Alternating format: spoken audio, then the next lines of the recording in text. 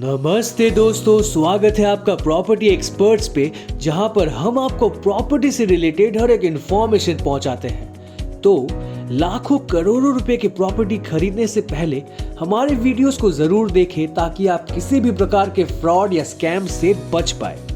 दोस्तों, हम अपने लाइफ के सारे जमा पूंजी एक करके अपना घर खरीदते हैं और उम्मीद करते हैं कि वो घर रहने लायक हो सकता है वो बाय किसी से घर किराए पे लिया हो या फिर वो बैंक से लोन लेके वो घर लिया हो, बहुत कुछ हो सकता है। बिल्डर आपको प्रॉमिस करता है कि इतने टाइम में आपको घर देगा, लेकिन वो नहीं देता है। बिल्डर आपके साथ कोई चीटिंग करता है तो इस पे आप एक्शन लेने के लिए एक कानूनी तरीका आजमा सकते हैं। आज उसी के बारे में हम बताएंगे आपको। आप किसी एडवोकेट से मिलिए और एक लीगल नोटिस बिल्डर को भेजें।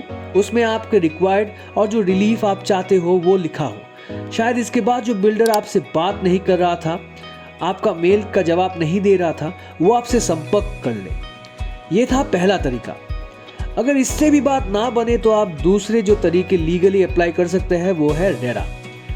अगर आपके स्टेट में रेरा एक ऑर्गेनाइजेशन बन चुका है तो आप रेरा के पास जा सकते हैं। रेरा सिर्फ प्रॉपर्टी का केस देखता है तो आपका केस जल्दी सुलझ सकता है और इसमें खर्च भी बहुत कम होता है। तीसरा, आप कंज्यूमर कोर्ट पे जा सकते हैं। ये डिस्ट्रिक्ट लेवल पे है।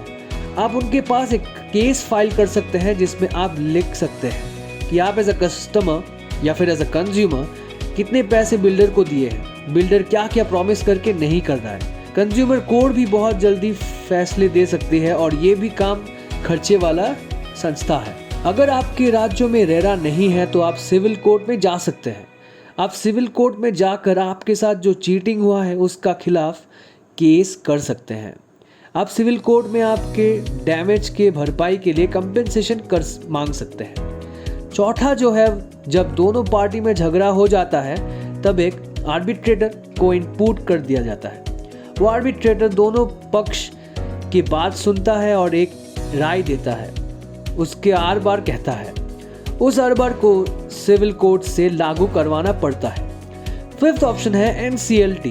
इसमें आप बिल्डर के खिलाफ कंप्लेंट कर सकते हो, लेकिन आए दिन इसके नियम का जो चेंज हो रहा है उसको आपसे प्रॉब्लम हो सकता है। अभी एक नियम लागू हुआ है कि एक बायर कभी बिल्डर के खिलाफ NCLT में कंप्लेंट नहीं कर पाएगा। कम से कम उस प्रोजेक्ट के 100 बायर को एक साथ कंप्लेंट करना पड़ेगा या फिर उस प्रोजेक्ट के 10% लोगों को एक साथ कंप्लेंट करना पड़ेगा। एक अकेले बायर के लिए ये आसान काम नहीं होगा। अगला लीगल ऑप्शन है कंपटीशन कमीशन ऑफ इंडिया में कंप्लेंट देना। बिल्डर जो चीटिंग कर रहा है, जो फिर फ्रॉड एग्रीमेंट बना रहा है, ये सब बोल सकते हैं आप। इससे बिल्डर के खिलाफ भारी जुर्माना लग सकता है। सेवेंथ जो ऑप्शन है वो है पुलिस के पास, कोर्ट के पास जाके क्रिमिनल केस फाइल करना। बिल्डर अगर आपको झूठा प्रोस्टिट्यूट दिखाए, आपके सारे पैसे हड़प ले, घर नहीं दे रहे हैं, तो आप पुलिस के पास, स्पेशली EOW के पास जा सकते हैं। इससे बिल्डर के खिलाफ सेक्शन 420 एवं 406 और भी बहुत सेक्शन लग सकते हैं। बिल्डर को 6 साल की सजा हो सकती है। आप बिल्डर के खिलाफ कोर्ट में क्रिमिनल केस फाइल करोगे तो उससे कोर्ट आना ही पड़ेगा। अगर वो नहीं आया, उसके खिलाफ वारंट निकलेगा और वो अरेस्ट हो सकता है। इसलिए वो प्रेशर पे आपका बात सुनने का बहुत सारे चांसेस है। अब आप ये कहेंगे ऑप्शन तो बहुत सारे सुन लिए, लेकिन सबसे अच्छा कौन सा है? एक आम आदमी चाहेगा कम से कम खर्च में जल्दी कौन से तरीके फैसले अपनाए जाएं। तो मैं अपने पर्सनल एक्सपीरियंस से 3 ऑप्शन बोल रहा हूँ: रेरा, कंज्यूमर कोर्ट और क्रिमिनल कंप्लेंट। अगर आप रेरा और कंज्यूमर कोर्ट दोनों में किसी एक को चूज करते हो और साथ में क्रिमिनल कंप्लेंट करते हो तो बेस्ट रिजल्ट्स आने के चांसेस है। आखिर में मेरा यही सजेशन है, अगर आप कोई फ्लैट ले रहे हो, 50 लाख या 1 करोड़ या उससे ज़्यादा दे रहे हो, तो जब एग्रीमेंट पर साइन करोगे तो किसी एडवोकेट या जानकार व्यक्ति से आप कुछ अच्छे टिप्स ले लें। Thank you so much for watching. हमारे वीडियोस को ज़रूर देखिए ताकि आपके सारे डाउट्स प्रॉपर्टी रिलेटेड क्लियर हो जाए। Thank you.